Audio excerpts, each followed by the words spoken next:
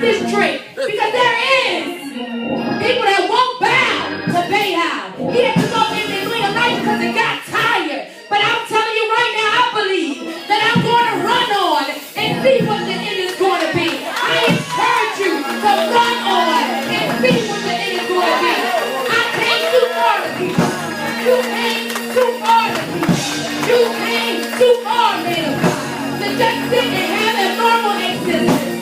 I don't know about you. I don't know all of your stories. But I know God is a promise keeper. I know He's El Shaddai. I know that He's El Elyon. I know that He's a healer. I know because He did it for me. If He did it for me, I know He'll do it for you.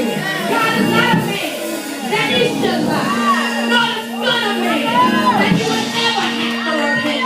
So I encourage you on today. I encourage you on today. Operating in your own vision, in your finite understanding. Don't be like Moses. God sent me today to tell you, don't be like Moses. If you're almost there, just do what He says. You're almost there. Stay connected with the apostles so that you can